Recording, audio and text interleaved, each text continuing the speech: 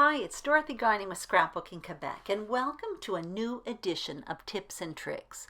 Today I'm going to share with you 10 things I learned by working with really old stuff, and I'm talking stuff that was one step away from the blue bin.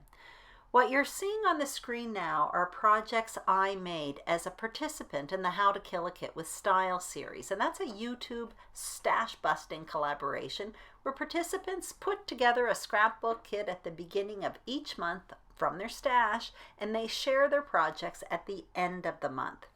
Well, since I joined this group 9 months ago, I've created 110 layouts, over 40 cards, and 24 tags, all with material that didn't inspire me. And I love my projects. So if you need a bit of inspiration and motivation to use up that scrappy stash, hang on, because there really are advantages to working with old material. So I'm going to list them. And the first one I want to mention is, it's kind of obvious. I learned that I can make pages I love with material I really don't like. And there's one of them on the screen now. Actually, I made that in my very first How to Kill a Kit with Style kit last March.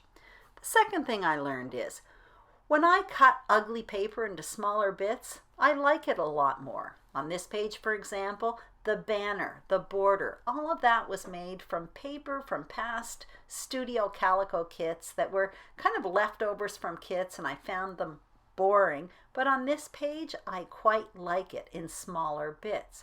The same thing goes with ugly paper. You can fussy cut ugly paper or overwhelming paper. You can use your die cutting machine. You can use your punches. And I'm going to show you a page here where I fussy cut those flowers from that floral paper. I also did some die cutting, some circles, and both of those things served as the base to my embellishment clusters. Just a side note, I don't find this paper ugly, but it was in a stash kit simply because it was the leftovers from a past hip kit. Now moving on to number 3. Another thing I've learned is if I don't like embellishments, I can alter them. And actually, since I started using all of this old material regularly, this has actually become second nature. I'm pointing out a frame on this page, 2 parts of a frame. In that particular kit, there were several of these frames, and they were kind of a yellowy off-white, and they really weren't attractive. But what I did was I took a wood grain stamp and I stamped them, and I ended up loving them. I used all of the frames that were in the kit that month by altering them with that stamp. There's other things you can do with embellishments that don't appeal to you. You can pile them up, layer them under photos, add foam adhesive, add bling, stamp them, ink them. Honestly, the possibilities are endless. But one thing I definitely learned is that the embellishments look better in clusters as opposed to standing alone. The fourth thing I've learned is I can make fun pages with just a few scraps. On this page, I was at the end of a kit. I had almost nothing left, so I took the scraps, cut them into narrow strips of paper, adhered them to the page, added a bit of faux stitching, added a title, some photos, a bit of text in the strips of paper, and a few decorations. I really love that page, and I have done it over and over again since I first created that layout back in March. So number 5 is, I learned I can use unappealing elements in appealing ways by simply challenging myself. When I put together these stash kits every month, I usually throw in challenge or two. Usually it's something a little bit off the wall, and this particular month it was those giant letters. There were only one of each, and they were huge, and they were from a past studio calico kit, and I had condemned them as hopeless at one point. I threw them in knowing I had nothing to lose. If I didn't use them, no big deal. And if I did use them, I could try something new. So I ended up coming up with this page design, which is completely new to me and honestly a little bit out of my comfort zone. But that's fine. I was happy. I had nothing to lose. And that leads me to my next point, number 6.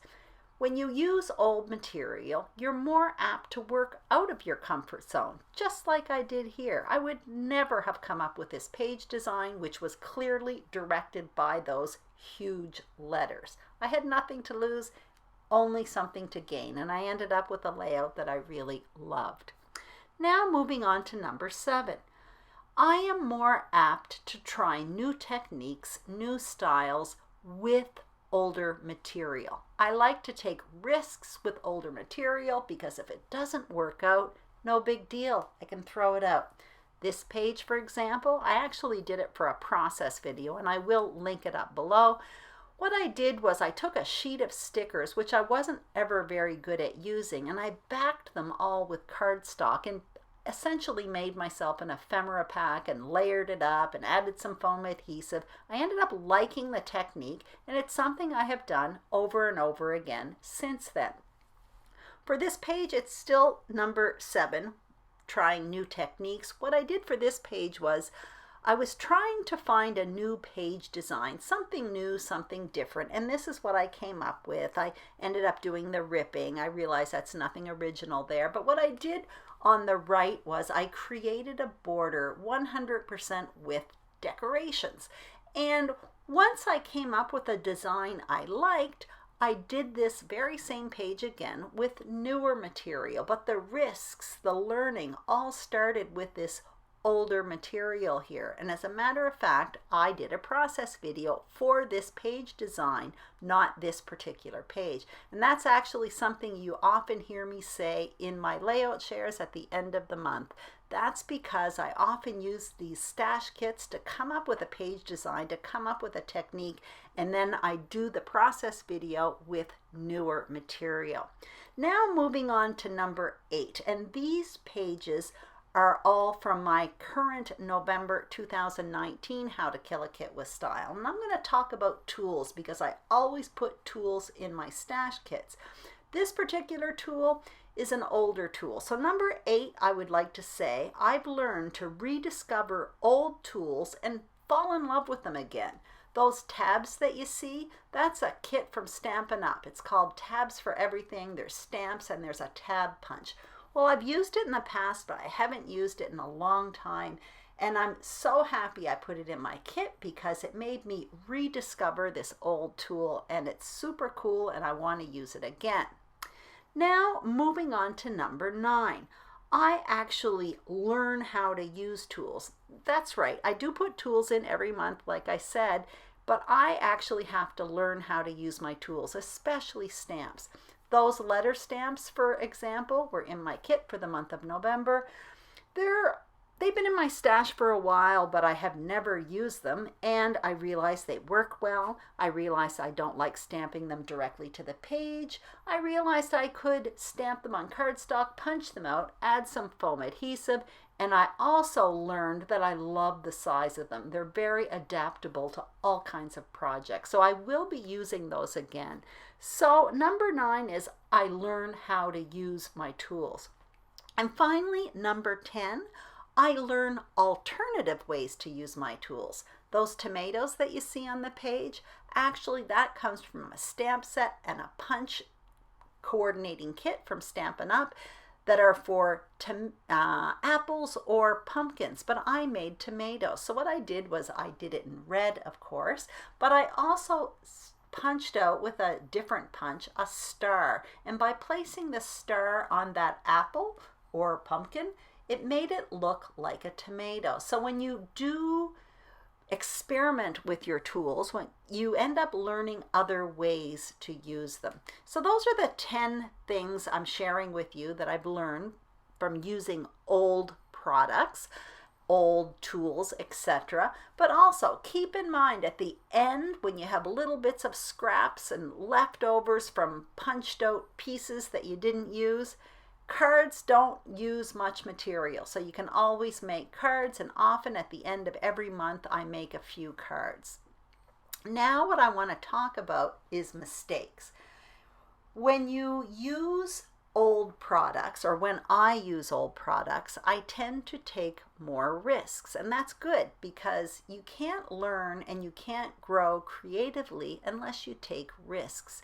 And it's a lot easier to take risks, for me anyway, with older products, because if I make a mistake, it's not a big deal. It's not like I just walked in the door and spent a whole bunch of money on it. I did it a long time ago and I forgot about it by now. Anyway, That's another good reason to use old products. It actually permits you to take risks creatively and grow and learn. Anyway, I hope you enjoyed this video. If you did, please give it a thumbs up. And don't forget to subscribe to Scrapbooking Quebec if you haven't done so already. And stay tuned. Next week, I'll be sharing all my layouts I created with my November How to Kill a Kit with Style kit. Thank you so much for watching and have a great day.